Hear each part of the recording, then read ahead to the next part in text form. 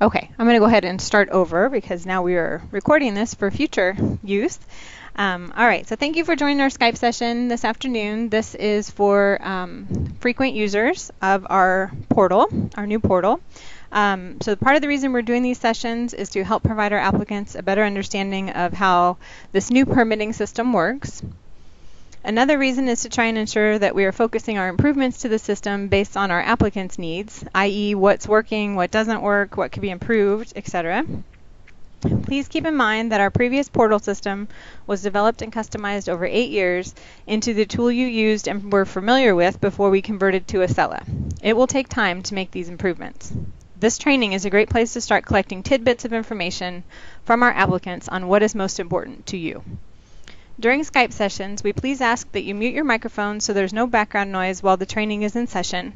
If you forget to turn off your microphone, please be aware that this session is being recorded for future training purposes and will be used in its entirety for public training. Anything you say will also be transmitted in said recording.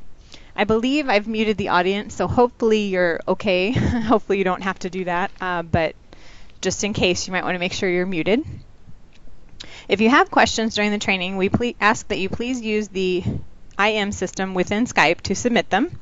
Questions will be answered following each segment of information presented.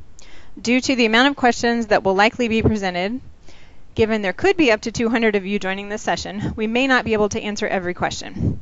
We will make an attempt to prioritize and answer the most asked questions so that I may answer them. If you have any questions after the training or they were not answered, please email Carly Casey to collect and distribute for answering. Thank you again for joining us. We will now begin our frequent user session. Is everybody able to hear? Okay, it looks like there's a few questions already coming in. Okay. Is the meeting going on? We cannot see or hear anything. I have not shared my desktop yet, but you should be able to hear me. Okay, so let's go ahead. I'm going to go ahead and share my screen, and we'll just start into the training. All right.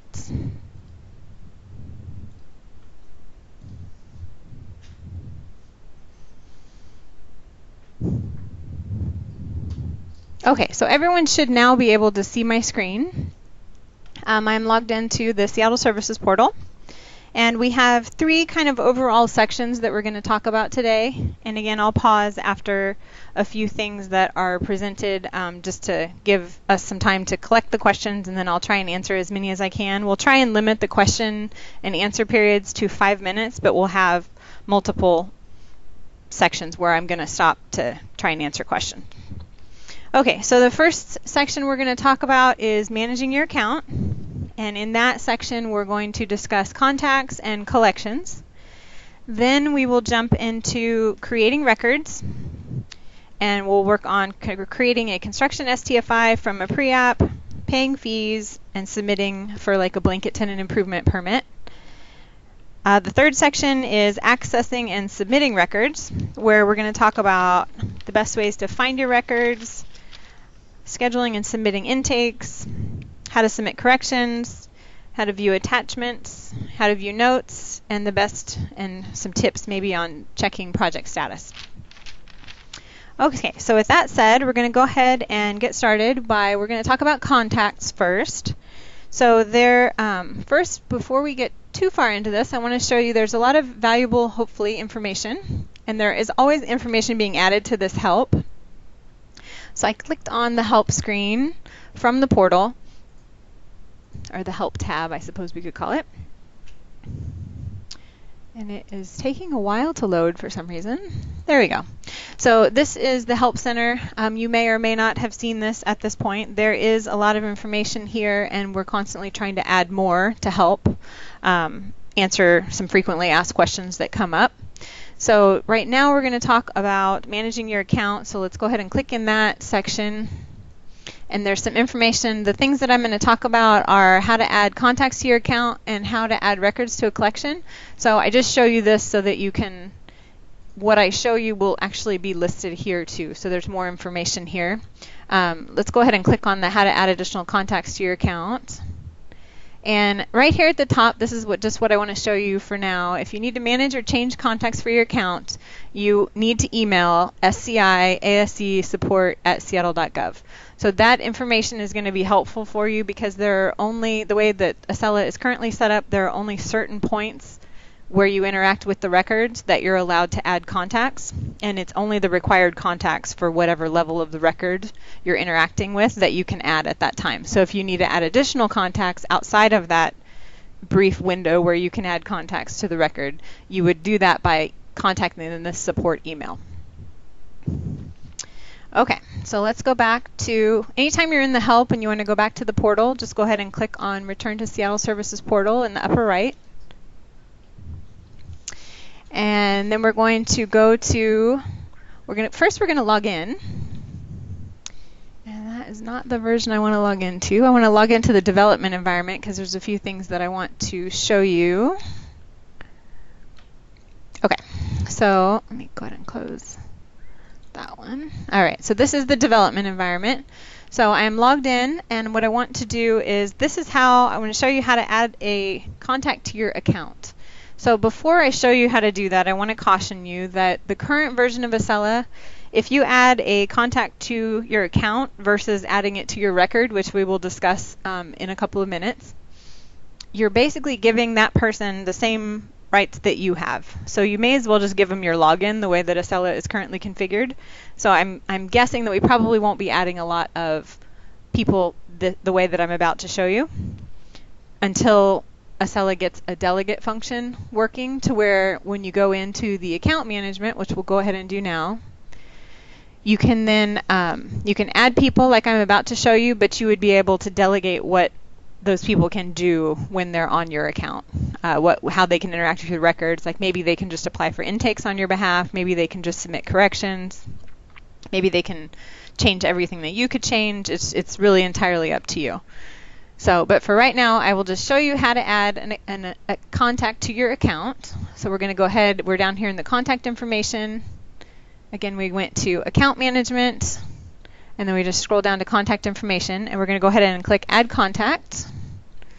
And you have to select a type, so you have to select either individual or organization. I'm going to go with individual for now. And then you can search for the contact, or you can just, actually, I'm sorry, you cannot search for the contact here. You just enter information that you know about the contact, and there is a search that happens behind the scenes that I'll show you to make sure we're not creating duplicate contacts. So we're going to go ahead and add one of my coworkers here.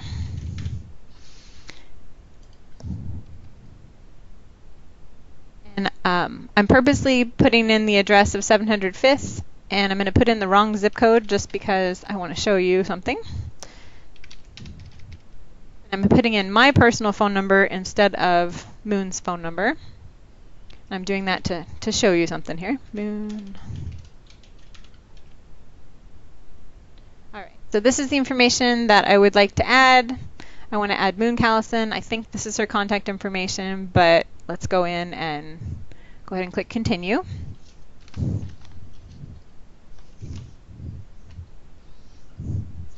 All right, so now I've added Moon to my account. If I click on Actions, I can actually view that contact. And what you'll see is it updated. There's only one Moon Callison currently in the system, so it actually did an update for me behind the scenes without telling me that it was doing it, to find the only Moon Callison that's in our system with the first and last name and email that matches here. So I put in 700 5th, it added the avenue. I put in 98110 for the zip code, it went ahead and updated it to 98124, and this is not my phone number, this is Moon's phone number. So that is now correct. So you can go back to account management, and then you can add or remove people from your account. So if you want to, once you've added them, you click on Actions. If you want to remove them, you just go ahead and click Remove. And then it would only have myself as a contact on this account. If you want to change your primary contact, if you see this little link here, it says click Get Support. You can go ahead and click on that link. It'll take you back to the help page, and it'll tell you that you can email that email that we talked about when I first showed you the help screen about adding contacts to your account, or adding contacts in general. Okay, so we've added that contact. Let's go back and let me show you how to add. After this section, we'll stop for some questions, but I'm going to show you how to actually add a contact to the record while you're creating the record. That's how you're probably going to want to do it most of the time. So let's go ahead and start by creating a pre-app. And we do that by going to the home screen, and then we go click on Permits, Trade, Construction, and Land Use. That's how we start. We want to create a new application. And you'll notice here that there isn't an option to just apply for a construction permit. There's other options, other things you could apply for, but you can't just apply for a construction permit. You have to start with a preliminary application, or building and land use pre-app. And it says that right here in this little sentence: if you need a construction, land use, master use, commercial, or mechanical permit, choose building and land use pre-application. So that's kind of the little clue that tells you that's how you have to start. It says mechanical permit right here, but I'm in the development environment, and so this is a little foreshadowing of something that might be coming soon. Mechanical permit is an option in the dev environment, and that's because we're working on separating that out from the preliminary application process and allowing you to just get the mechanical number directly by applying and providing some information. That's coming soon. That's not what your portal looks like, but I'm just showing you what it might look like soon in the future for you. So we're going to go ahead and click on Building and Land Use Pre-Application, and then we're going to click on Continue. And we need to enter an address, so I'm just going to search for an address. And I'm going to go ahead and we'll just go with this one. And we'll scroll down. It automatically associates a DV number, which Accela calls a parcel number. Just for your information, that parcel number is an SDCI parcel number. That is not the King County parcel number. So go ahead and select. It automatically assigns a DV based on the address that is chosen. So you want to make sure you validate the address before you click Continue, just because that helps to make sure that you have a valid address in our system. In a future version of Accela, there's actually a little map button here that you can actually click on the map link, and it'll open a GIS map that you can select parcels and sites by just picking on that map. So that will be coming in the future in an upcoming version of Accela. So we've got our address. We're going to go ahead and click Continue.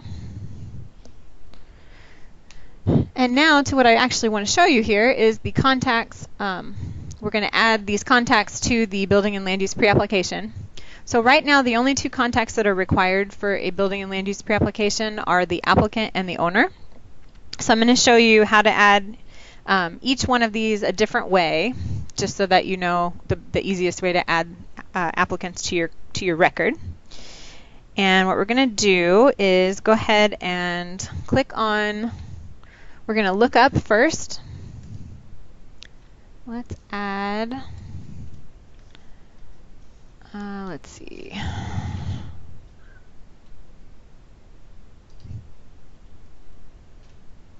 So I'm just going to put in a first and a last name and click lookup and see if I find any Matt Kowalskis in the system. And look, we found one. So you don't have to enter a whole bunch of information to be able to add an applicant. You just enter what you know and try and look them up. But you just always want to try and look up first, because we don't want to create a bunch of duplicate contacts in the record, or in the system, because that causes problems with, if you have multiple contacts associated with your account, then you can't see everything that you want to see necessarily in the portal, because you might have the wrong contact associated with your account.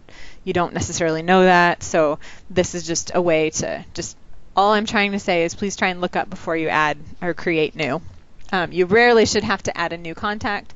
Sometimes for this owner section, you would click add new because maybe the owner isn't in the system, but you only would do that after you try and look them up first. The other way to do that, other than looking them up or adding new, is click select from account. So I have two contacts on my account. So when I click the select from account button, it pulls up the two contacts that are associated with my account, with my portal account. So now I can pick one of these people and then click continue. So now I've added my contacts to my account, and that is how you add them. That's pretty much what I wanted to cover about adding them to the record. There's a couple more times where we'll get to interact with the record where you can add a contact. We'll get into that a little bit later. So then if you want to continue on with the pre-application, we can do that. We're going to pause here though, because I want to go ahead and take a few questions if we have some questions. I'm guessing we probably do. So let's go ahead and just take some questions.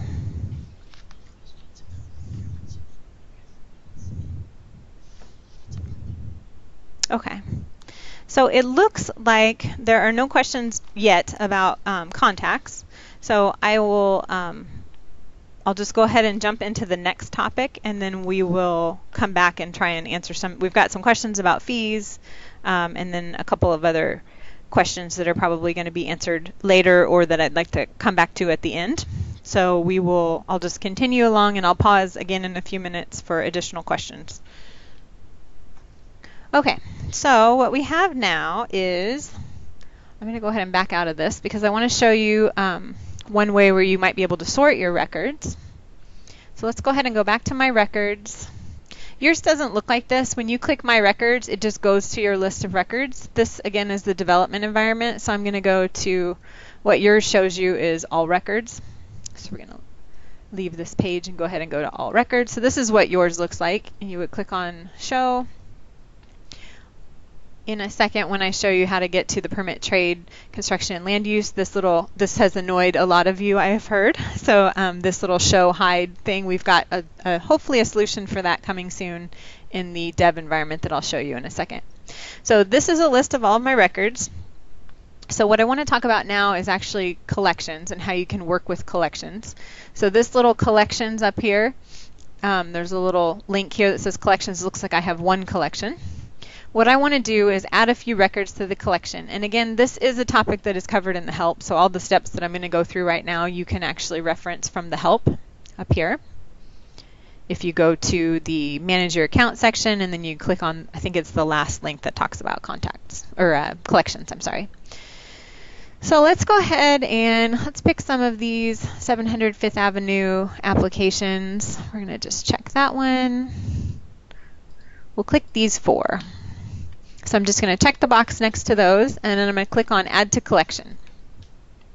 So it gives me the option, if I've already created a collection, I can pick one. So I already have a collection called 700 Fifth Avenue. I'm not going to use that one just because I want to show you how to create a new one. So we'll go ahead and click on Create a New Collection, and this one we'll just call 700 Fifth. I'm sure you would be more creative with your collection names, but than these are. But okay, and then you can add a description if you want. You could create a collection called Scheduled Intake Appointments, and then you could move the applications that you have scheduled for intake appointments into that collection. It's very easy to move records in and out of collections, so it might be something that will be helpful to some of you. So we'll go ahead and we've added a collection name. Name is the only thing that's required, so we're just going to go ahead and enter that requirement and then click Add. And it says your selection has been added to the collection. So what we should see here when the screen refreshes and we click show is we have now two collections. We only had one before, and we have the four that I picked are actually, I think, somewhere around here. They still show up in this overall records list, and they're also in my collection. So if I go to collections now, I have a 705th and a 700 Fifth Avenue. It tells me how many records are in each one, and then you can delete an entire collection at a time once you're done with it if that's something you want to be able to do. But let's go ahead and click into the collection, and then we will, let's say we've finished, this one's completed, so let's say we want to remove that from our collection. We just check the box, click remove, say yes, we're sure we want to do that by clicking OK, and now we only have 3 records in this collection. So that's how easy it is to add and remove records to and from a collection. Okay, and it looks like now we have a few contact questions. So I think that was what I wanted to show you for the collection. So let's go ahead and pause to answer some questions here. All right. Okay, so if the contact information is incorrect in the system, can the contact information be updated by me? As of now, no, it can't. If your contact information, the only exception for that is if it's actually your account. You could go to this account management section, and if you are the primary on this account, you could go ahead and update your information. So you could view, and you could change whatever you need to change and click save, but that's only for your account. If you're talking about a contact on a record, you actually would have to contact the email that I pointed out before from the help to actually be able to get records changed, because again, you can only interact with records and by adding or removing contacts, really just adding contacts at certain points in the record. We are exploring options to hopefully open that up a little bit so that you would have more options of when you can add contacts to records especially. Is there a way, so this is a collections question, is there a way that all numbers associated with a project can be added to a collection automatically? That might be something that can be done in the future. That is not currently something. Right now you manage the collections. That would be that might be a hard thing to automate because not everybody might want that. The good thing about it is if we did automate it, at least the records still show up in the overall records list. So you could not just ignore the collections if you didn't think that would be helpful. But that is not currently something I think on the enhancements list, but it could be something that gets added at some point. Under my records, is there a way to know if a document is in a collection? That is an excellent question. I don't think that there is. Let me show you on here while I'm here that what might be coming soon is, so if you click on my records here and then you click on permits, trade, construction, and land use, because those are the types of records that we're talking about today, notice you don't have the option, you don't have to click show or hide. That could be coming hopefully soon in the next release or two of when we get the portal with our latest updates. So just to show you that. But I don't believe there's a way. I'm not seeing any kind of notation here to show what's been added to a collection and what's not. I think you would just have to go and view the collections to see what was in them. Unfortunately, it doesn't look like that's something that can be shown up in your records list. So that was the question we just answered. Okay, so that's it for, it looks like those are all the questions that we currently have for contacts and collections. So let's go ahead and we will jump into one other thing I want to talk before we do that. One other thing I want to talk about before we jump into creating records is actually we have a customer experience team that's just been created somewhat recently that can help you with things like contacts or issues where you think maybe a preliminary application or a record is stuck in some way, like you can't tell the status, or you think that it's been waiting for a really long time to be processed and you think something is wrong. You can contact the Accela customer experience team with an acronym of ACE. You can contact them to assist you with issues like that. So the types of issues that they can help with would be like checking status. Again, we talked about projects that are stuck, login issues, document upload issues, or issues that you're having with your preliminary application and maybe where that is in the process. And the way that you would contact them is you actually would call the support staff number, which is 684-8850. It's the main number for our customer service group. And they would transfer you between the hours of 10:30 and 2 to the ACE team. So that is something that you could just keep that in mind if you're having issues with contacts. We've added some resources to help with your customer experience because we know it hasn't been the best. We're improving it as quickly as we can, but we're doing everything we can to help you get through this with us while we improve it. So that is something that is available to you. All right, so let's go ahead and jump into the creating records section. So we're going to go back to this pre-app to go ahead and create a pre-app again. And what we're going to do with this pre-app, though, we're actually going to create a construction STFI. So we're going to go to the home page, click on Permits, Trade, Construction, and Land Use.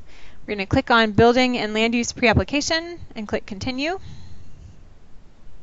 We need to pick an address, so if you know the address, you can start putting it in. I'll just go ahead and put 700 Fifth Avenue, our building address here. And then I'll go ahead and search. Again, you want to make sure and search for it. So there's a 5th Avenue North, 5th Avenue South, and a 5th Avenue. I'm going to select the 5th Avenue. And there's the development site that SDCI has assigned to this parcel. Go ahead and click Select. And then we're going to go ahead and continue application. So we've done this part before, but we'll go ahead and do it again. We're going to select both of these from the account. So we're going to have Moon be the applicant, and let's have myself be the owner. Now that I've got my 2 required contacts here, I can go ahead and click Continue.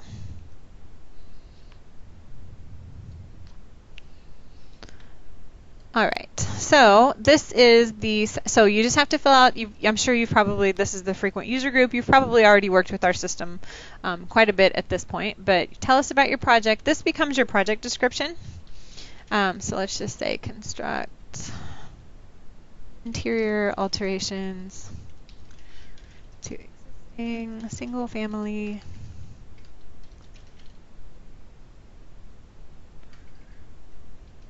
I usually type better than this, but it's just such a big audience. Apparently I'm under pressure. Okay, so we've got a project description now. We have the opportunity on SDCI's side to update this project description, so it doesn't have to be perfect. Just tell us about your project. We found it doesn't necessarily indicate to you that this is your project description. So I just kind of wanted to share that, like this becomes your project description, this field. But again, we will tweak it if it makes no sense or doesn't work for how our system needs to have project descriptions laid out. Okay, so project information, there are some required fields that you have to answer in order to continue from this screen. Notice everything is defaulted to no. So technically, if you just left it as no and clicked continue, you could go ahead and submit an application, or at least get to the next step where you can submit an application. However, you probably want to at least read through these questions and give us answers, because based on what you answer, that determines what direction that your preliminary application will take, whether it's going to be a subject to field inspection or it's going to be processed as maybe a master use permit, or whatever type of application that you're looking to submit the preliminary application for. So let's see here. So let's go ahead to, if you're trying to submit for a subject to field inspection, there are 2 questions that you want to answer. The order of these questions, I should point out, might be a little bit different in your environment. This again is the dev environment. So one of the things that we wanted to fix was we wanted to move up I think my project qualifies as an STFI question, because people weren't realizing they needed to say yes to that question to get it to go in the filter for quick processing as a subject to field inspection, assuming that it qualifies. So this question, I think my project qualifies as a subject to field inspection. You would click yes. And then the other question is, I'm making additions/changes to an existing building or constructing a new accessory structure. You would say yes. In order to qualify for an STFI, or at least to get in the filter to be screened to be an STFI, you need to answer yes to both of these questions. That information is actually in the help, in the construction and trade permit help. The how do I apply for an STFI is one of the help topics. So you don't have to remember all of this that I'm showing you right now. You can go back to the help and it'll give you that information. So we want to say yes to both of those questions because we're trying to get a single family addition alteration permit. And then we'll go ahead and leave everything else as no. Pretend like I read through all those and I actually decided no was the correct answer instead of just accepting the default no. And then click continue. And now we want to answer the other required questions. So we're continuing along with the preliminary application requirements, and we have to answer, is there work in the right-of-way? We're going to go ahead and say no for this one. Choose the primary property use. Notice these little blue question marks to the left of some of the fields. If you click on that question mark, it gives you a little kind of tidbit of what the question is actually asking. So just know that those are there, and you can click on them for hopefully some quick help on answering what your question might be. So let's go with single family for the property use. Project value, again, we have a little help. Market value, this is directly from the fee subtitle, so this tells you what we're looking for as far as the value, what needs to be included. So let's just say this one is $50,000. Curb cut information. Notice nothing is required here. A lot of this curb cut, parking, those are from the previous cover sheet that we used to have, that we would require at intakes of certain projects. So that's why this information, if you have that information, you want to provide it to us, you can answer these questions, but they're not technically required in order for you to be able to submit the preliminary application. So I'm going to skip over them, and then we'll go ahead. Tenant relocation information. This is the tenant relocation ordinance. We've gotten feedback that this isn't as clear as it could be because tenant information doesn't say residential tenant information, and that's what we mean. So we're going to work on that. But for now, unit occupancy, hopefully these options kind of clue you in as far as what we're looking for, but let's just say for now that the unit is occupied by the property owner. Ground disturbance, it's interior alterations, so we're going to say no. And is the ground disturbance in a environmentally critical area? We're going to say no because we don't have any ground disturbance. But again, that's a required question, so you have to answer it. Building code information. What building code was used for your design? Let's go ahead and pick the 2015 SRC. If you don't know, just pick one. We'll verify the information. If you know, please pick the one that you know it's going to comply with. Next required question is action type. Let's say add alt. And now I'm just looking for required information that I have to fill out. So far, I don't see any more. But all this information I could fill out if I wanted to provide more information. So I'm going to go ahead and click continue.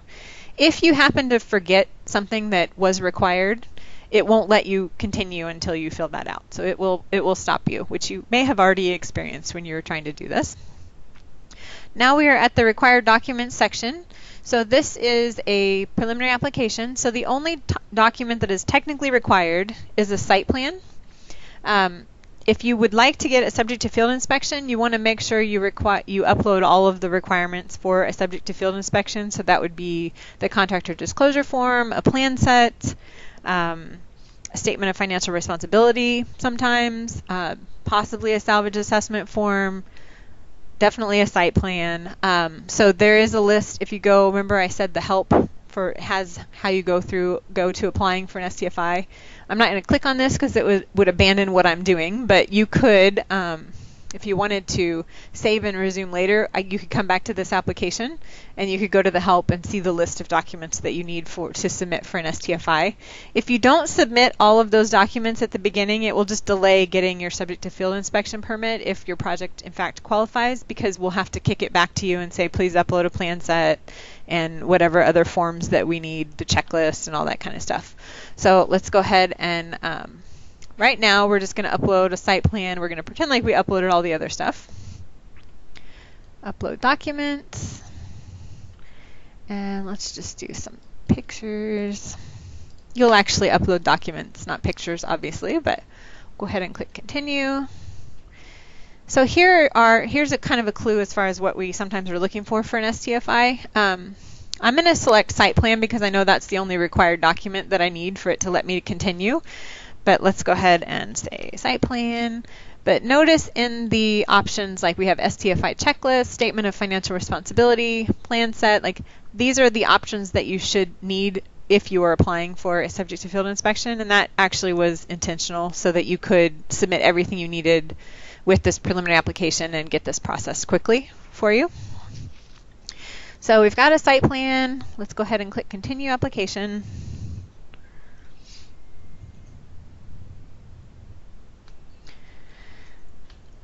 This is a good message. So my documents are not yet saved. To continue, you need to save or remove all of your documents. So it didn't like me clicking continue because I hadn't clicked save yet. So it caught me. So I'm going to go ahead and click save. And then I will wait until this says that it's been updated. So, and again, if it still says pending and you try and click continue application, it'll do the same thing. It says there are no documents uploaded. So now it has a document that's called a site plan. So we'll go ahead and click continue. This is my summary page. This tells me what I'm about to submit and the answers to the questions that I provided. You can get back into any of these sections by clicking Edit. And let's see here. Yep. So you can edit any of this information. You could add more documents from here. If you went ahead and clicked Edit, it would take you back to the document section. Another way to get back to the document section, if you scroll to the top here, right now you're in review. If you click back on documents, it would go back to the document section. I'm not going to do that just because I want to go ahead and show you how to submit and what a successful submittal looks like. So we're going to go ahead and click continue.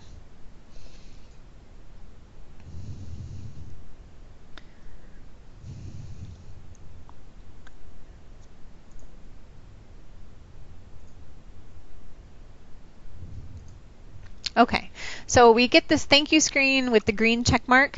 This is a very important screen to know that we actually received the information that you submitted to us. So anytime you're submitting, just make sure you walk it all the way through and keep clicking continue application until you actually get this thank you screen. If you don't get this thank you screen, it hasn't gotten to us yet. So whatever you uploaded, whatever questions you answered, we don't have that information until you get this thank you screen. Now it's been submitted to us. It gives you the record number right here.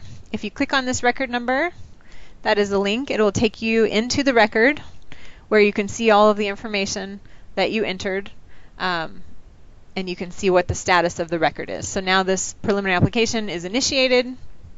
It will now go on through for subject to field inspection processing. Hopefully we review everything and we confirm that it qualifies for a subject to field inspection, and then we'll continue on your way. Before I take questions, I just want to kind of give you kind of the background of why everything starts with a preliminary application, and then what record numbers you're supposed to use once because you seem to have a lot more record numbers in the new system than you did in the old system, and we know that that is sometimes a struggle. Basically, the preliminary application number, so this number here that ends in 18PA, that is just your preliminary application number. So that number might be used to create a master use permit number or a construction permit number. It might be used to create an exemption record. Lots of different things could come from that number. This number is only used basically as a launchpad to create other records. So once this record shows the status of completed, you don't have to track it anymore. There's no other information you need from that record, because now what's happened is we've created either a construction permit record or a master use permit record. The record that will eventually become your permit gets created from this preliminary application record, and that is the record that you want to track the number for. With that, let's go ahead and take some questions. I'm sure we've got some questions by now. Okay, so the first question under created record, did you state that this replaces the SDCI cover sheet? At MUP or building permit, this is no longer required. So yes, I did state that, and that is true. You no longer are required to upload a cover sheet. The only problem with that is you can't necessarily get back into the record to provide all that information. So a cover sheet is still available as a document that you can upload.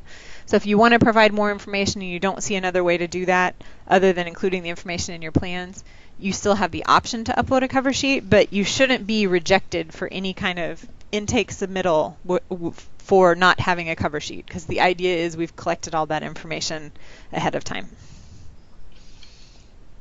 Doesn't an STFI have a value limit for a commercial mechanical permit? Yes, I believe that value limit is $50,000. There's a tip that talks about that.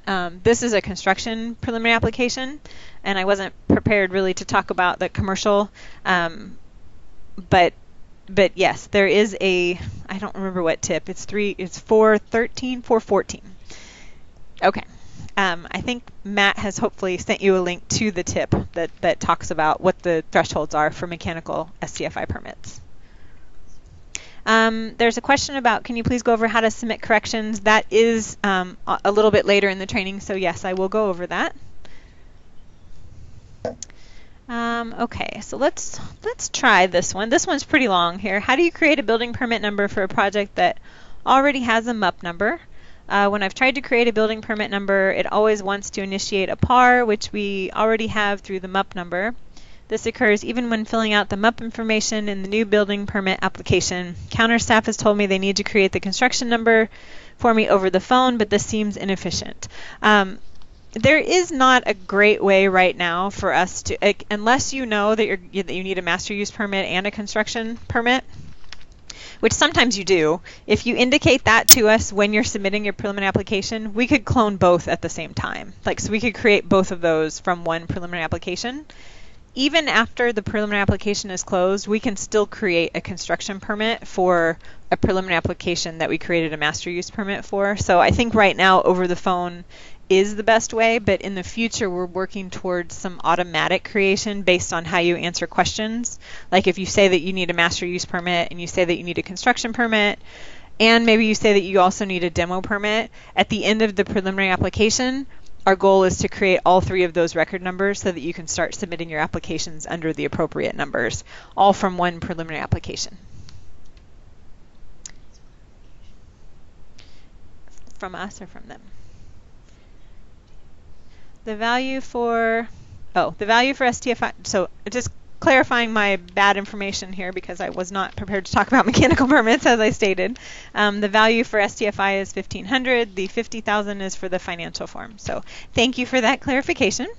15,000, sorry. Okay. All right, so I think that is all the questions right now about creating records. So now let's talk about paying fees, and there's a fee question, so when we get to the end of the section, we'll answer that fee question first that is already there. So what I would like to show you is there is a way, so we've had a lot of, there was a survey that came out that you guys filled out for us when we first went live with the system of all the issues and concerns, your major problems you were having with it. And one of them was around paying fees, and that the customers couldn't always pay the fees. Like not everybody had a portal account. We wanted the owners to be able to pay the fees.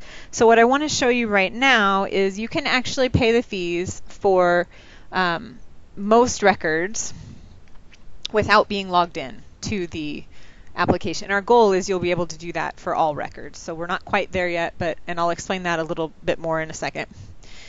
So what I'm going to do is go ahead and log out. So I'm no longer logged in to the portal system. What I'm going to do, let's pretend like I got an email saying your STFI is ready to be issued. You owe this much in permit fees, and I want to contact the owner to have them pay the permit fees. So let's go ahead and pretend like I could forward the link that I received to the owner. You could also just give the owner the record number that they need to pay the fees under. Again, I'm not logged in. I'm going to go ahead and click on Home because I want to search for the record number that I know I need to pay the fees under without being logged in. So let's do 6666529. That's the record number I want to pay fees for. It's actually 6666529-CN. It's a construction record. So the status is ready for issuance, and I know I need to pay fees, so I'm going to go ahead and click on fees.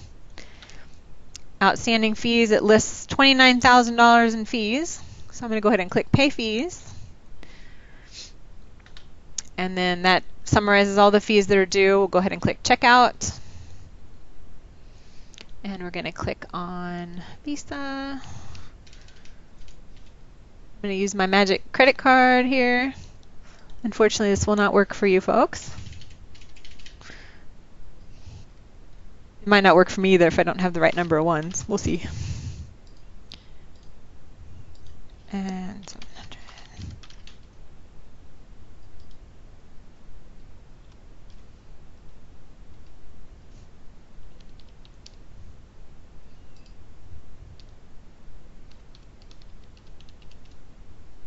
Okay, then we'll go ahead and click Submit Payment.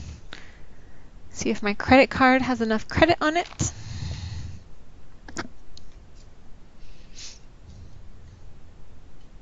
Okay, so now it says, thank you, we received your information. It should probably say, thank you, you paid the fees. But you should have received an email. Whoever the primary applicant is on this account, since these fees were paid, should have received an email that says, thank you, the fees have been paid. Please use this link to access your permit, your approved plans and permit. So I will show you that in a little bit later when we get to the attachments, when I show you how to find the attachments in a record. But the fees are paid. So notice I'm still not logged in. I'm able to pay fees on pretty much any record without being logged in. Now the exceptions to that are shop drawings and revisions. When you submit for those, you have to pay a fee up front. Right now, whoever is submitting has to pay that fee. We're working on getting that corrected so that anyone could pay the fees for those submittals. Preliminary applications, you used to have to pay the fee, same rules. You would have to pay the fee if you were the one submitting the application, and they have corrected that so that now anyone should be able to pay the fees on a preliminary application number, also without being logged in.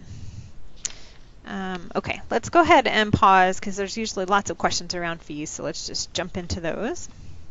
Okay, so there are a couple questions here. The first one is, can correspondence regarding fees be sent to both the applicant and the financially responsible party? I like to have a link that I can send to the client to remind them to pay. I think that probably could be something that we could submit for an enhancement request. We are collecting all of these questions, and they are being logged because we are trying to also gather feedback from you guys to make sure that we make the improvements that you see most important. So we'll make sure that that gets on the list. Why are fees being added to the portal without an email notification sent out to anyone? I spoke to a cashier who told me not to pay unless I receive an email notification because the fees might change before the permit is issued. However, this causes a lot of confusion when online it says the fees are due. This is an issue that we are aware of. Fees are getting added to the portal. The specific example I know of is when we were doing the like a revision, and we're trying to do the wrap-up fees, and we're at the last task. Fees show up as being due, but the fees are showing up a little bit too early. We kind of want to be able to verify that the fees are correct so that you don't have to pay fees twice. So we know that this is an issue. Fees get added to the portal. A lot of people said that they wanted to be able to pay fees anytime. So that was a decision that was made to, when fees get added, they show up as payable. They get invoiced so that you can pay them. You don't have to pay them, and so I think what the cashier is telling you is correct. You do want to wait until, if you want to pay them all at once, then you would probably want to wait until you get a notification that here's your total fees, or here's a link to your fees, so that you can then pay them all at once. But we are working on that issue. I know that is causing confusion. Okay. All right, so let's go ahead. Those were the two fee questions that were out there for now. So let's go ahead, and the next thing I want to show you in the creating records section is actually how to submit. Some of you need to submit for a blanket tenant improvement permit. So let's go ahead and go back to our list. I need to log in order to see my records. It will remind you if you do something it doesn't like. I'm sure you've experienced this. So I am now viewing my records, and I want to find, I know I have a blanket permit, a blanket tenant improvement permit in here somewhere, so I'm looking for it. And we will get to like some tips and tricks and better ways to search for records. That's next up, so stay tuned for that. That will be coming very soon. Okay, so this is my blanket permit record, and I would like to apply, this is the non-structural administrative permit. So this is the blanket permit for the building. So this, for example, is for 2100 7th Avenue. If I want to apply for a blanket permit tenant improvement under a blanket building permit, first of all, I must be a contact on the blanket permit record. You cannot apply for a blanket permit TI unless you're a contact on the blanket permit record. So if you find the blanket record, this number, and you don't have this make changes link, that means that either you are not a contact on the record, or you might have multiple contacts in the system, and the contact that's associated with that record is not the one that you use to log into your portal. Either way, if you think you have multiple contacts, that's how you can contact the ACE team, or call the support staff number. The support staff number often can also assist you with contacts. But if they are not able to, they could transfer you to the ACE team, again, if you call between the hours of 10:30 and 2. So that's how you would clean up multiple contacts on your account if you think that might be an issue. if you cannot apply for a blanket permit, you don't see this make changes. If you don't have multiple contacts on the record, maybe you're just not a contact on the blanket pre-approval record, you would need to contact whoever the owner of the blanket record is and ask them to have you added as a contact so that you can then apply.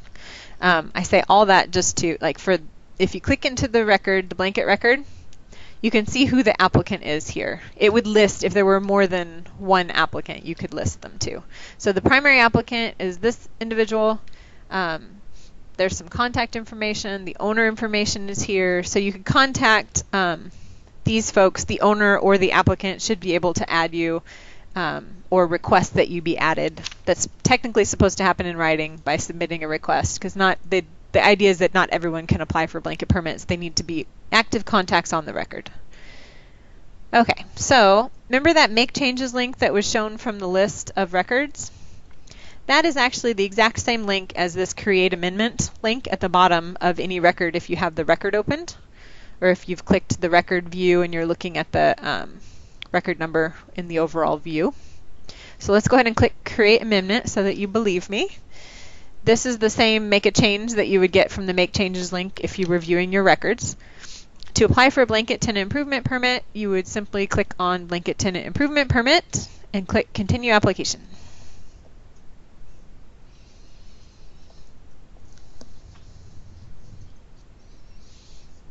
It wants you to verify the address. So if this address doesn't match, I think this was 2100. Now I don't remember the address of this one, so we might bail on this procedure right now. You would know the address of what you were trying to, hopefully. Okay, maybe it liked that. Let's go ahead and click continue.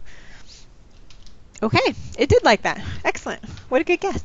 Okay, so now you have another opportunity. Again, this is the blanket tenant improvement permit, so you can and should add an applicant and an owner to this particular permit. So let's go ahead and look up someone.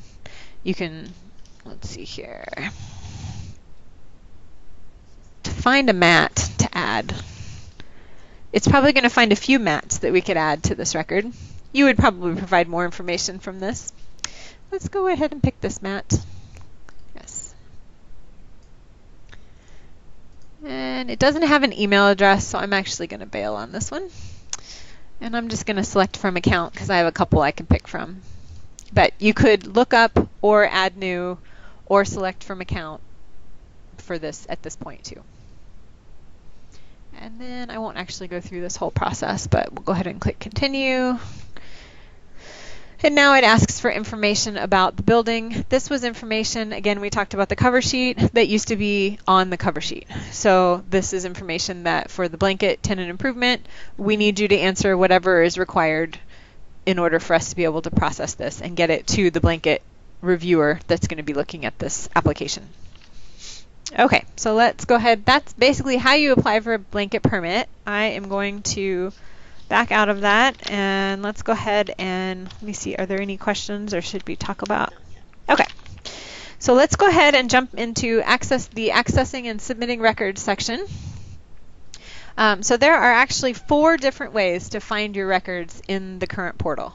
One of these is a way that is hopefully coming soon for you guys. We've been working on getting something that is much more similar to the dashboard type filter that you had in the previous portal, which again was an entirely different system, but we are working on that, so I'll show you that. But the first, I'm going to show you all the ways you can search for records. So the first one is you actually, from the home page, go ahead and leave this page, we're going to abandon that one.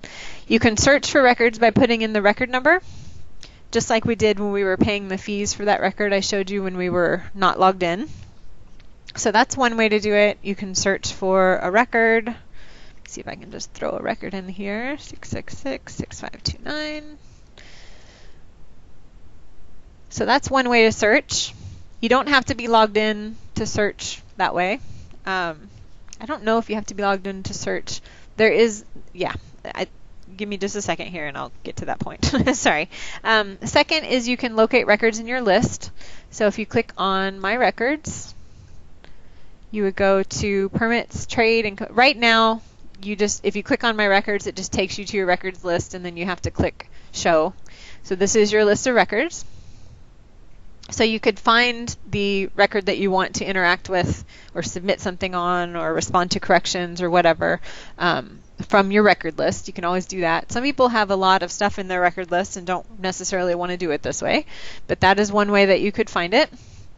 The most current record you've submitted should be towards the top, so that might be something that helps a little bit. You can actually sort your record list by record number. You can sort it by status. If I wanted to see all of the statuses in alphabetical order, I could sort by status. Notice I have 2 pages. Some of you might have many more pages than that. But that is one way that you can find your records from there, and then you just click into the record, or you can just click the Make Changes link if you know exactly what you need to do with that record. So that's the second way that you can search.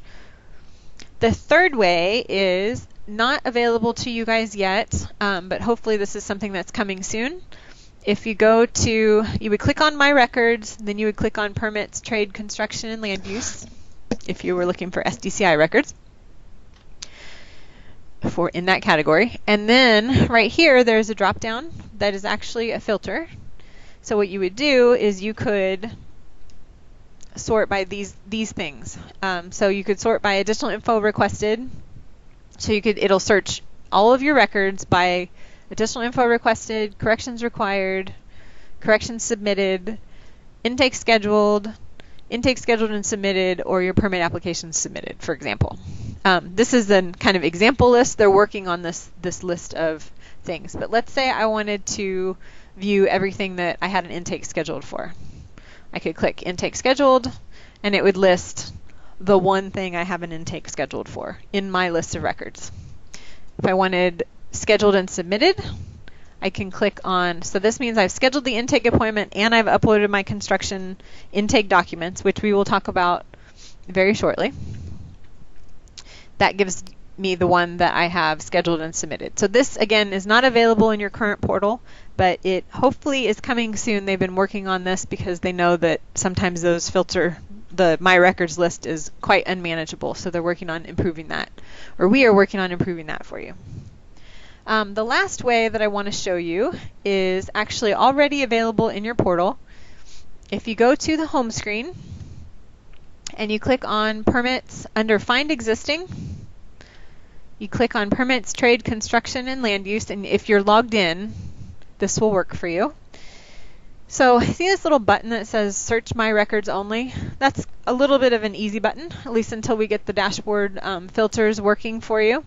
If you click that box, and then you can search by record type. You can only search by one record type at a time. So if I wanted to find all of my phased permits, for example, I could go down and click Phased Project Permit. And then if I don't want to select a record status or identify it any further, I could leave it at that. If I wanted to select a record status, so say I wanted to find my phase permits that have reviews in process, I could go ahead and click that, status, and click search. And this again is available in your current portal. This is a way to search your existing records based on status. So this is the only one I had, so it went ahead and opened it for me. Let's go ahead and do another one. Let's say that I want to find my corrections that are ready for me to submit corrections.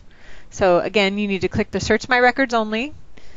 Click the record type you want to search, so we're going to do construction permit this time, and a record status of corrections required. We'll go ahead and click search.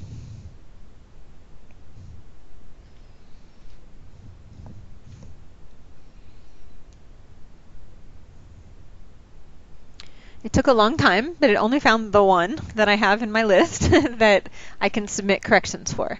So notice my record status is corrections required.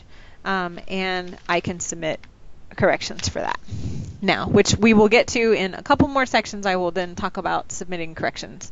All right, so those are the 4 different ways that you can search, 3 of which are available to you now, and one of the last one with the filters hopefully will be available to you very soon. All right, so another reminder that you can always go to the help. There is some information about searching and finding your records, also in managing your account, and in trade construction and land use. So let's go ahead and click on trade construction and land use just so I can show you a couple of things that we've talked about. Under apply for a permit, how to submit a construction subject to field inspection application. That is one that was when we walked through the construction subject to field inspection that you could use. This has here's where it tells you need to say, yes, I think my project qualifies for subject to field inspection. No, it won't have ground disturbance. Yes, I'm making alterations. So that's an answer there for those. And then a site plan, legal description, parcel number. This kind of talks about that. Salvage assessment form, multifamily commercial checklist, and a contractor disclosure form. Those are the documents that you want to upload with your preliminary application submittal to make sure that it gets processed as an STFI, which means it will get processed much more quickly than if you submit it with all of the other permits that are just looking to get record numbers created for master use permits or other construction permits that might need plan review. Okay, so do we have questions that we should pause before we talk about scheduling intakes and submitting corrections?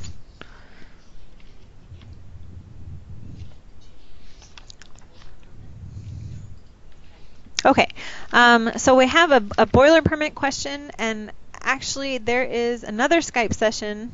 Is it on Thursday for trade permits? There is another Skype session on Thursday that is more geared towards trade permits that I wasn't planning on covering. I have a kind of a full plate, so I can't really go into boiler permits today.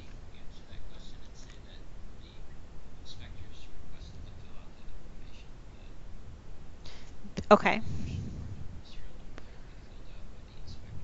Okay, sorry. I have a little person on my shoulder helping me.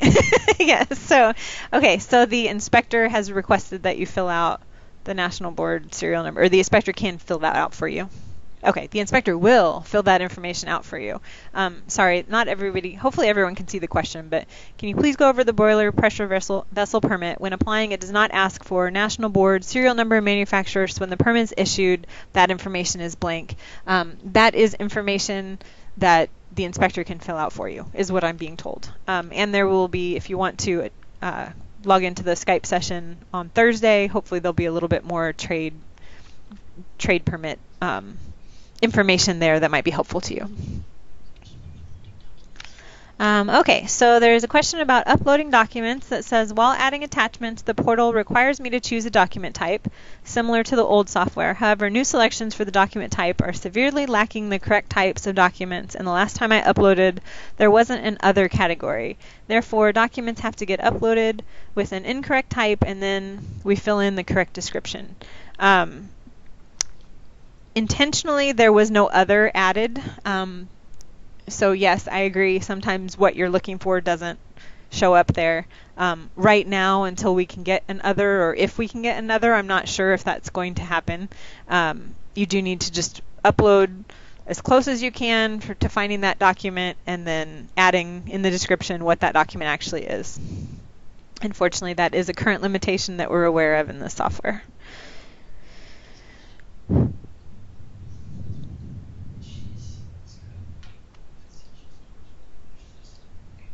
Okay, so let's go ahead and, okay, for now we're going to go ahead and jump into scheduling an intake. Somehow I now have another version of the portal open. Okay. All right, so now we're going to talk about scheduling and submitting intakes.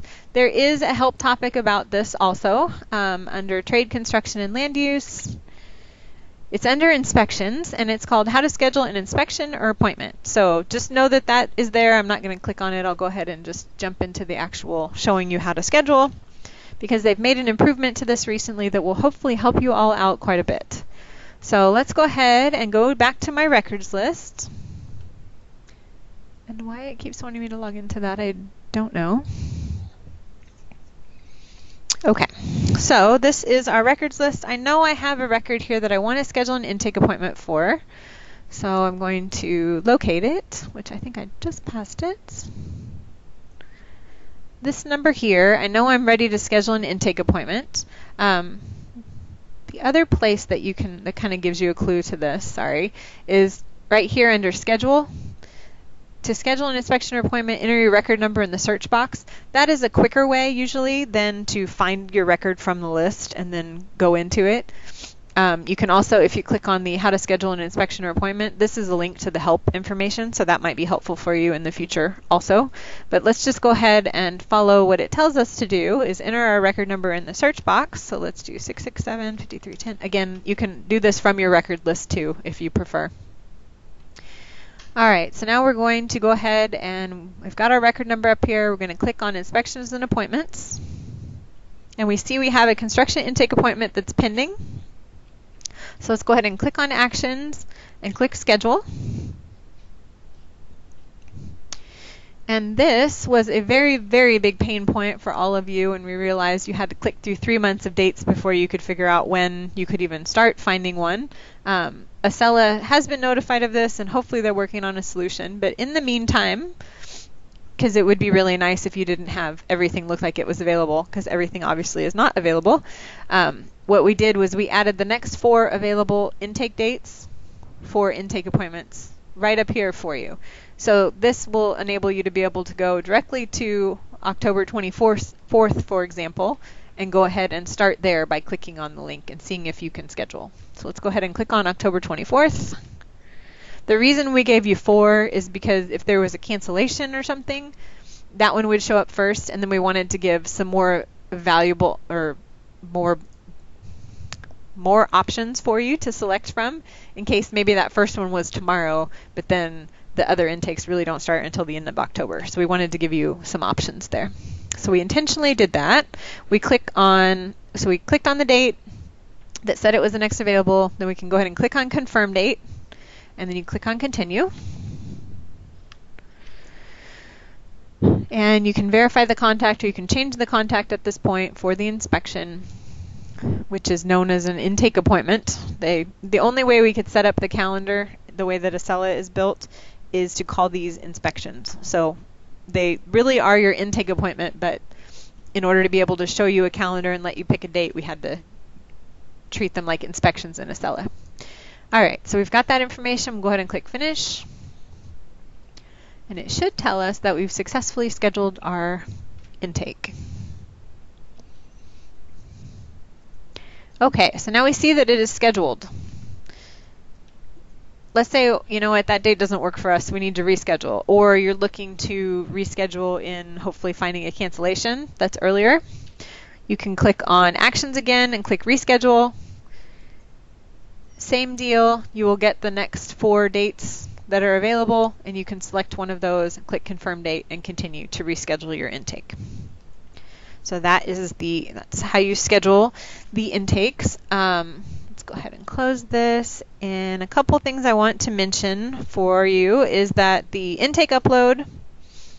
So you've scheduled the appointment, right? Like you've scheduled it. You've picked the date that you want to submit. You haven't submitted yet. So there's 2 steps. You have to actually submit the intake, and you have to schedule the appointment. So we've done the first step. We've scheduled the appointment.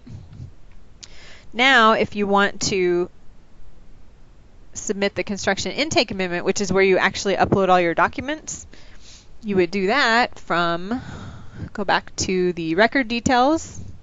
You could also do this from the record list by clicking make changes. And then scroll to the bottom, click create amendment, or make changes from the record page. This construction application intake, this is actually your intake upload. The person that asked the question about the names of the documents, you have a much more extensive list at this construction intake upload than you do at the preliminary application, for example. So just be aware of that. At different points in the record, you might have more options for naming documents. All right, so we'll go ahead and click on. When we finish this part, yes, we'll come back to the scheduling questions that we've got. Okay, so let's go ahead and continue application. We've selected construction application intake. We pick, again, here's another option or opportunity to interact with the record and add some more contacts. You could add a different applicant if you wanted to. You can add, you are required actually to add the financially responsible party, and you need to add an applicant even if it's the same applicant you've already selected. So then you would add those, click continue. Let's go ahead and just do that so I can show you.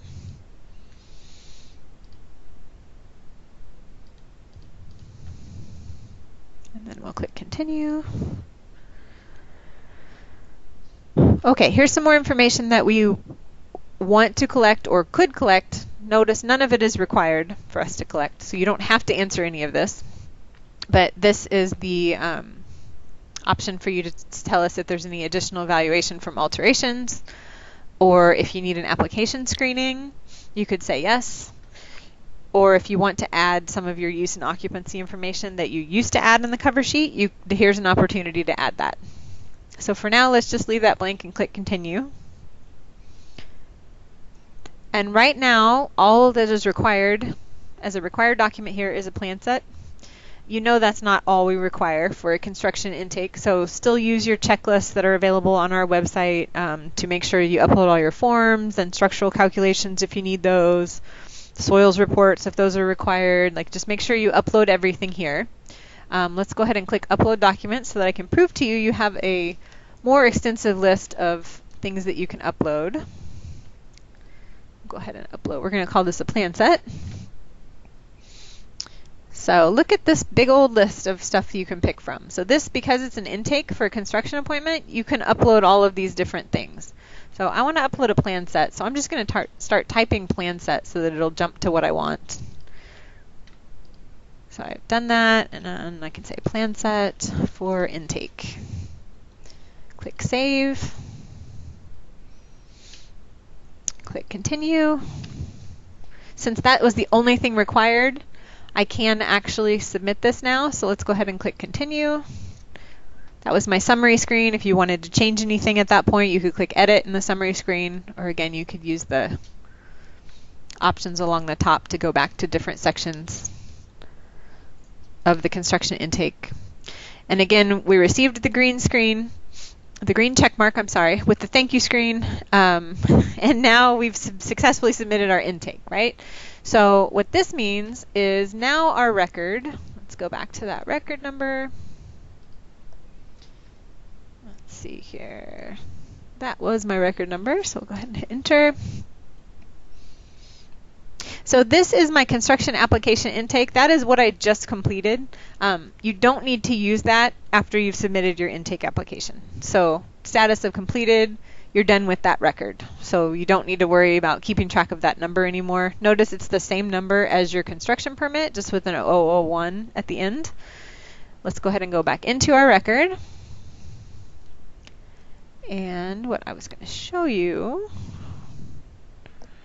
is now our status, it still says initiated, right? But if I look, it should say scheduled and submitted, actually. Let's go back to our records list. See if it'll not make a liar out of me.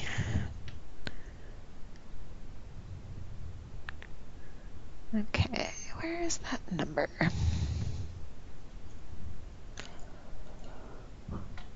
So this should actually say scheduled and submitted.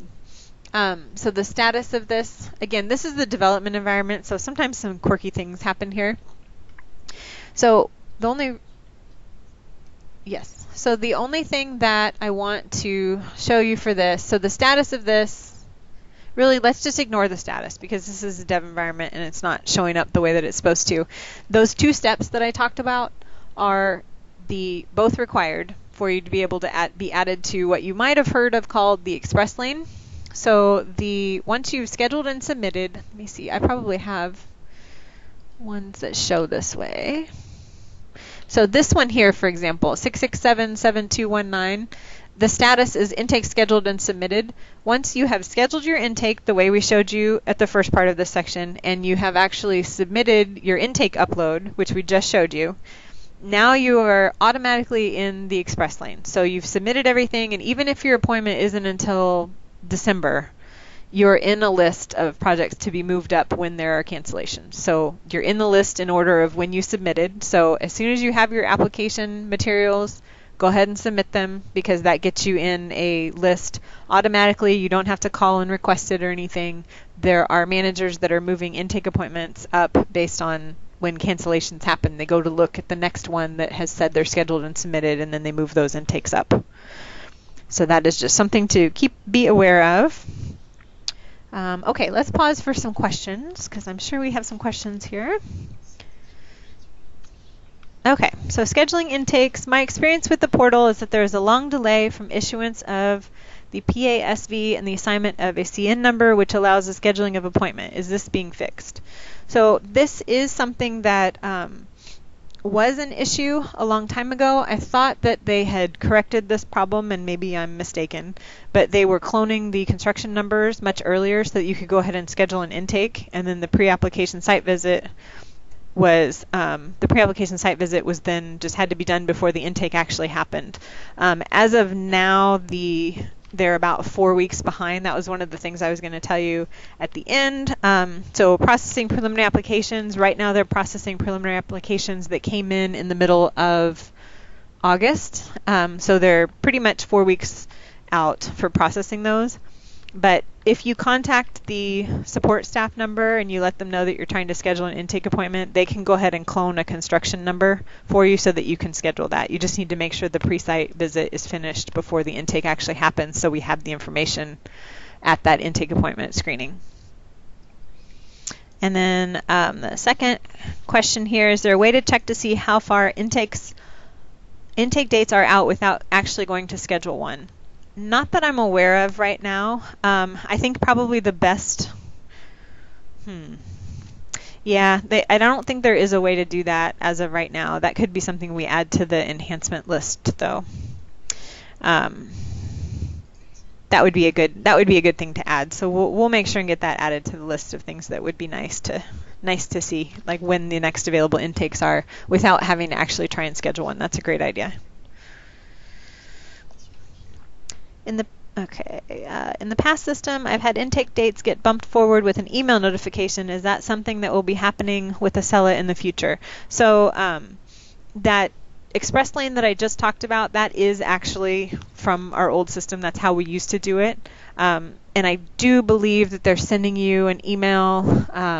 I'm not 100% certain of that, but I know that's how we used to do it, so I would assume that they're still sending an email when they move an intake up. If they're not, the way you would be notified is you would get an email way earlier than you expect that it's time to pay your intake fees. But they should be sending you an email, or there should be some automatic notification letting you know that your intake has been rescheduled. Okay. All right, so let's go ahead, and we had a question way earlier about how to submit corrections. So let's go ahead and find a record that we want to submit corrections to. Let's use one of our tools here to find those. We're going to go to the one that you guys can actually use right now. So we're going to go to the home screen and click on Permits, Trade, Construction, and Land Use.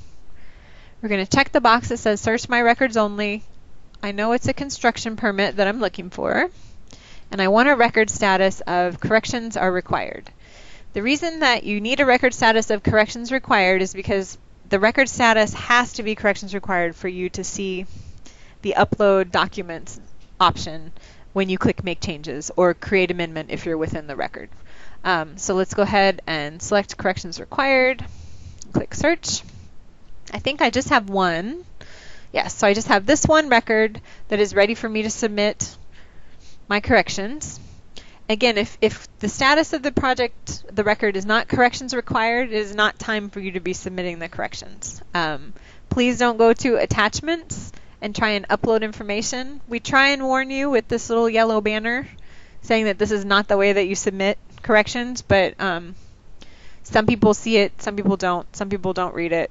Some people just know that they can get something in that way. This eventually will be turned off so that you can't upload attachments this way. So just be aware that that is coming at some point in the future. I'm not sure how soon, but they are working on that too. Okay, so let's go ahead and click on back into our record details. We're going to do this the right way. We're going to click on Create Amendments. And we have this make a change from make changes or from create amendment. You have upload documents. This is your correction upload. So you want to upload documents. Click continue.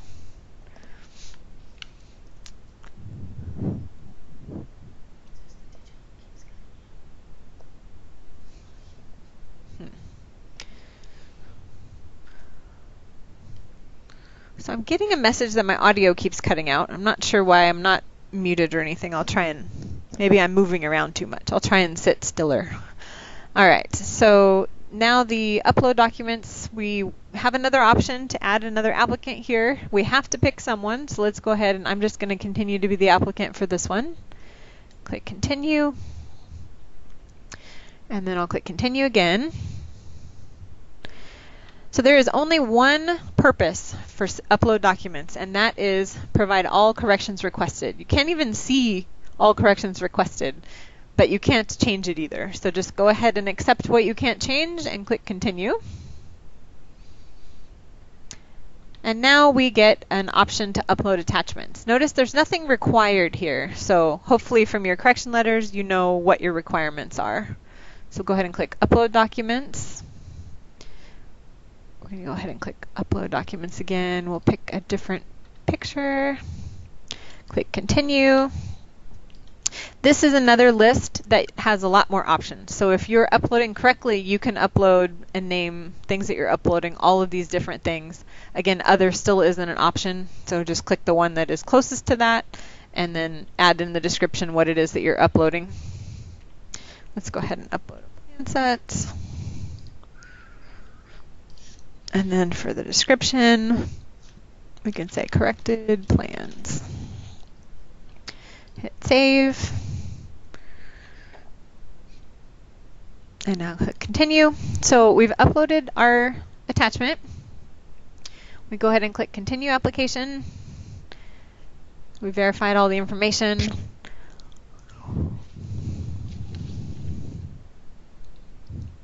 And you want to make sure you get this. Again, you need the thank you. We received your information screen. Now this project should have a status of corrections submitted. I can't guarantee that it will because this is a dev environment, and the other time I thought the status would update. It did not. But if you have submitted your upload amendment correctly, then you'll get this screen, and now it is on a list of to be processed so that we can then get it back on the reviewer's dashboards to review the corrected plans. Let's see. All right.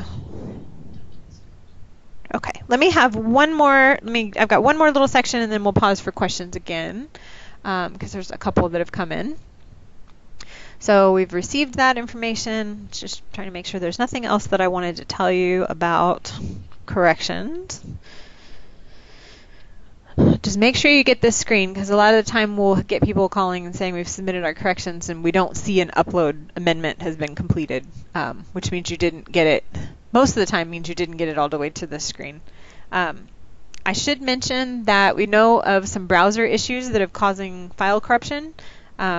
So if you use Chrome or if you use, I've seen it happen a lot with Edge, just be aware that Accela works best, at least this current version works best with Internet Explorer. So if you have the opportunity to use Internet Explorer, you'll probably have the best luck with that when you're interacting with Accela. Accela is aware of these issues with their browser problems. It's one of the reasons the map doesn't work when you're looking for an address. So they are working on getting that enhanced and upgraded in a future release. So hopefully that will be resolved at some point. But as of now, Internet Explorer seems to work the best. People have the best luck with that. Okay, so I believe the only other thing, let's go ahead and pause for questions, and then we'll get into a few other things on accessing and viewing your records before we wrap this up.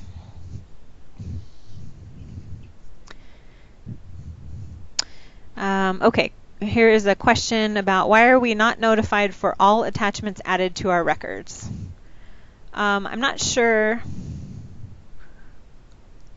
exactly what types of attachments are added to your records that you would want to receive notifications. Sometimes there's correction letters that are happening while other reviews are occurring, and you wouldn't necessarily, I don't know if you're notified for every correction letter that gets updated, or if you just get notified when all the corrections are completed. MUP public comments, okay. Okay, so you're talking about MUP public comments. I know more about the construction side of things, but I don't know. We can add that as a list, add that to a list of things that we would like to look into getting enhanced for you. Okay. All right, so let's go ahead and looks like that was all the for that particular topic. Those were the questions. So let's go ahead and we're going to look into now actually viewing some more record information. We're going to look at viewing attachments. So let's say that you get an email saying that your permit is now issued and you can access it. Let's go to one that I think we issued already. Just a second. So to view the attachments, we looked at attachments so that I could show you how not to upload corrections. But let's go ahead and once you can search for your record, or again you can open it from the list by clicking on the record link. You can click on attachments, and this is where you will find correction letters, the permit once it's issued, the approved plan set once the permit's been issued. This is the attachments is where you would find all that. Note, if you cannot see the approved plan set, for example, like say that the permit's issued and you can see all of these items, but maybe the approved plan set isn't a link and you can't open it, that is probably because you're not a contact on the record, or something weird is going on with your contacts where there's multiple contacts and the system doesn't know which one is associated with this record, or it's not the same one that you think is associated with this record. So if you ever run into that where you can't actually click on the link for the approved plan set, it's probably a contact issue, and you should reach out to our support team by either sending an email or calling. So this is the approved plans. So I'm a contact on this record, so I can view them. And then the permit, if I wanted to view that, I can see here. All your correction letters should be listed here also. There's a copy of the permit. You can print this, have it on site for your inspector. Sometimes we send you notes or an email saying that there's been notes added to your record. For example, this will happen if corrections were rejected. We'll send the system sends a notification that corrections were rejected and that you should go look at the notes in your record. When they say go look at the notes in your record, they mean this notes right here in your record. You have to be a contact on the record to be able to see notes. So if you can't see this, you might not be a contact on your record, or again, something might be messed up with your contacts. So call our number or send an email to get that straightened out. So let's go ahead and click on, let's find one that I know I added notes to.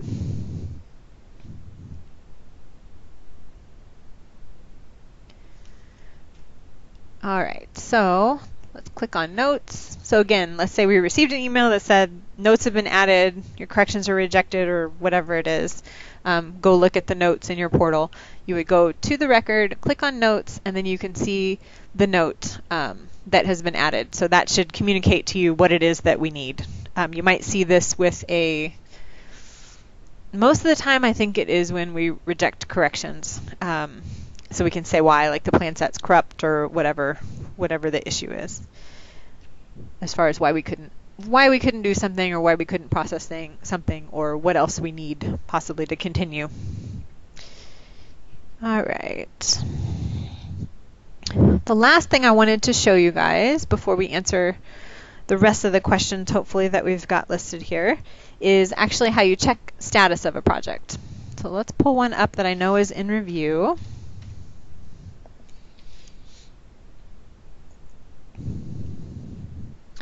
Okay, so to check the status of a project, the record status of this one is application completed. If something is in review, it'll probably be something like reviews in process. That would be the most typical status you would see. You click on the status link here. And a little information about this, anything with a green check mark means it's either not required or it's already completed.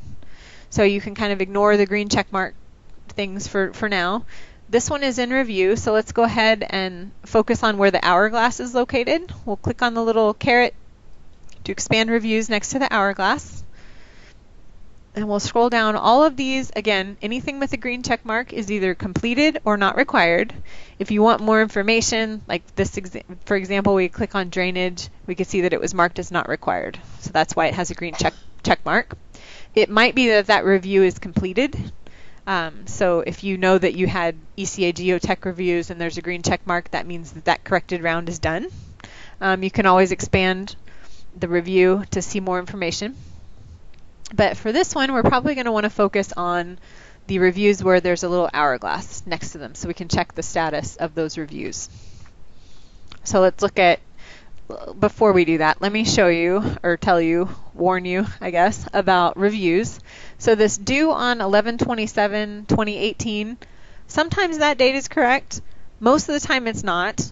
We are trying to turn that off. The system is automatically defaulting a date here that is causing all kinds of chaos in-house and for you guys.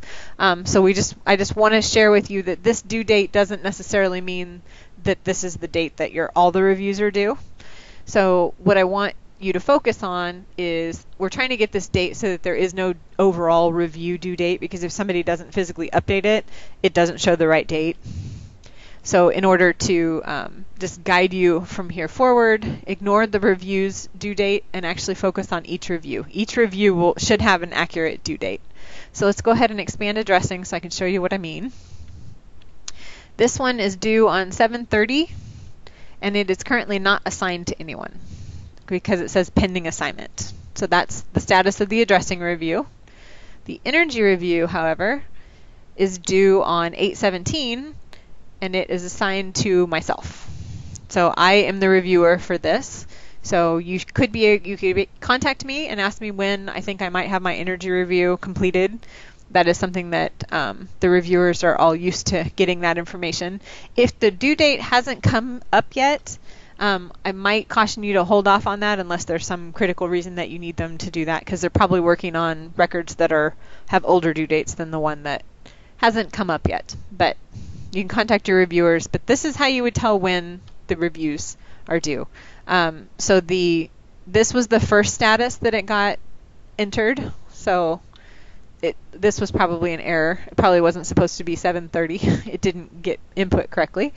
But this is the current. Once it's been assigned to someone, or once you see a due date, that should be the correct due date.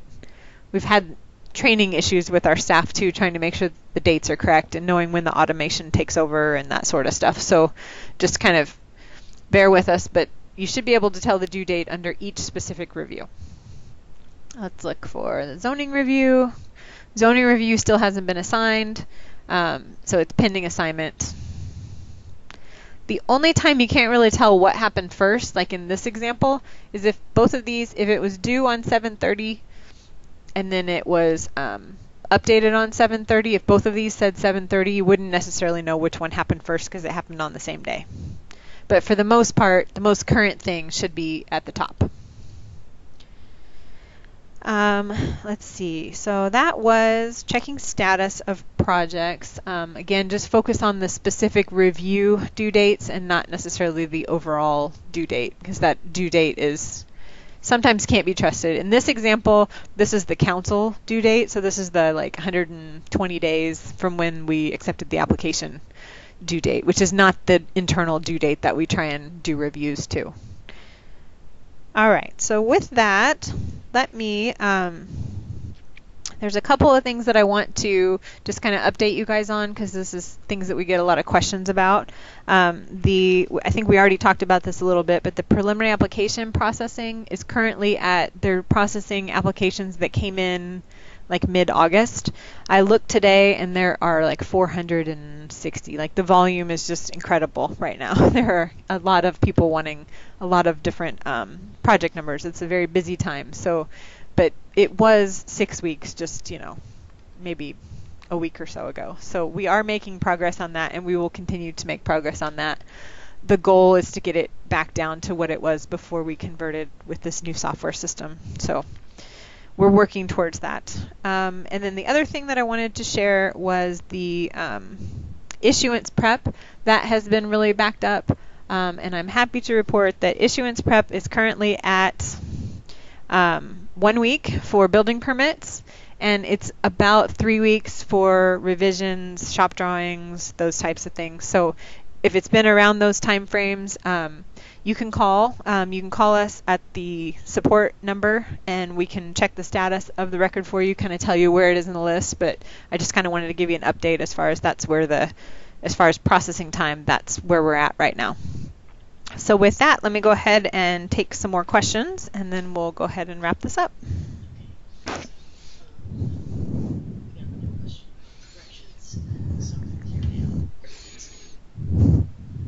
Okay. Okay, so the first question is in the corrections category. It says, I was advised by staff to schedule an intake appointment after corrections are submitted to make sure it gets to the reviewer, or is this true? Is this true? Or once I get the thank you message with the we received your information, this project has moved through the system to the reviewer. So I'm a little confused by the question because it's talking about corrections, but then it's also talking about an intake appointment. So I'm going to assume by intake appointment you mean upload documents. I'm not really sure. If you want to clarify by giving me more information in the text, I would be happy to. Amon, I think, is the person who submitted that question. So if you want to clarify, okay, you're typing a message now. Excellent. All right. So I will try, and the thank you message with we received your information. If you're submitting corrections, that means that now it's in the list to be processed by plans routing to make sure that the corrections are acceptable. Once the corrections are accepted, the reviews automatically will get assigned to the reviewers that still have corrections. So that is, there is a step where we screen the corrections and make sure that you've uploaded some plans and you've uploaded some response letters and things like that. But for the most part, if you submit it and you get the thank you screen, it's on a list for us to process to get back to the reviewers as quickly as possible. Usually it's within a couple days, if that long. Okay, we'll come back to, she's still typing for me, so we'll come back to that one once we have more information. Are we notified when a note is added? For the most part, you should be notified when a note is added because most of the time it is tied to a certain workflow task, like corrections rejected, for example. You'll receive an email. If you're the primary applicant on the record, of course, that's who gets the notifications for the most part. That tells you, go look at the notes. So you should be getting notified when the note gets added, if it's a note that you need in order to be able to respond to something we've asked for. Okay. Okay, so let's go ahead and let us know, oh, sorry. Can the assigned person's name be a link to an email? I would love that, and I actually try and add that. So what that person is suggesting is a great suggestion. So for example, for this would be a link to my email, and I think that would be really, really cool. Someday I hope to live in a world where that happens. That is not today, but yes, that is something that we're hoping for in the future, and that would be an Accela update that would hopefully become part of a future release. Let's see here. What area code for that support number? It is area code 206-684-8850 for the support number. Again, help with contacts. Is my project stuck? How long does it take to get my preliminary application? Could I get a construction number because I want to schedule an intake? Those are all things that they can assist you with. All right, let's see. Will this training video be viewable later? If yes, where? Yes, it should be viewable later. We are still recording it, as far as I know. So eventually it'll be posted. I'm imagining it will be posted somewhere in the help. So if you go to the help on the portal, trade, construction, and land use, that would probably be the most likely location that this video would be. We added a video for how to respond to corrections. They even put some music to it, so if you haven't noticed yet, you might go check that out. It's kind of neat.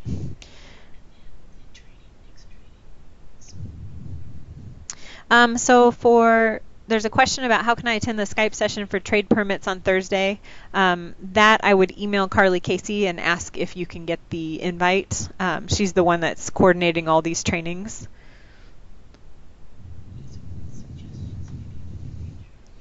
Okay. The suggestions for the future, I can read them out loud. We'll just go ahead and get them to the group that is working on the enhancements to the system. But let's go ahead and read them out loud so everybody kind of gets them together. But there are some fees that need to be paid immediately. If these could be identified separately, that would be great. I think that is a question about the fees that need to be paid, maybe for master use permits. So yes, we can make sure that gets on the list. Is it possible to add icons to the status category? Right now there are only green checks and the hourglass symbol, but it would be helpful if we could quickly see which reviews are required, not required, or requiring corrections, and approved with separate icons. Green check mark showing review cycle is complete, but not approved is confusing because it looks like the same as not required. I agree. Yes, we can make sure and get that on the list, and if it's something that we can change, we will work on that. Okay. All right. So I think that answers all the questions. There is someone that is still typing to try and for that corrections question above. So if you want to stay on the line and see what that question is about, if that gets done in the next few minutes, then we will answer that. Or if you have any other questions, I'm happy to try and answer those too if you've got any more. And if there is a question that I didn't get answered today that you didn't, or if you didn't want to submit it in this format, if you have additional questions, you can email Carly Casey and let her know that you had the training and you didn't get this question answered, and she can facilitate it to make sure that gets done. Okay, so we got some clarification on that question.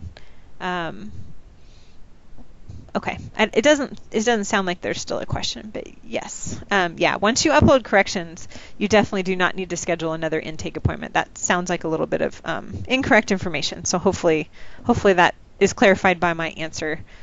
If not, if you have additional questions, again, you can just email Carly Casey and just let her know that you were part of this training and you had a follow-up question, and she can make sure that gets to me or gets to someone who can answer that. Okay, and that is all we have for now. So in the meantime, I thank you for attending this training, and we have someone that's actually typing a message, so maybe we'll wait and see what that is about. But thanks again for being part of this. We do really appreciate your feedback, and we want to make sure that we're improving this so that it works as well as it can for as many of us as possible, and as many of you as possible, even more importantly in some cases. So thank you for your time, and we will see you at the next training.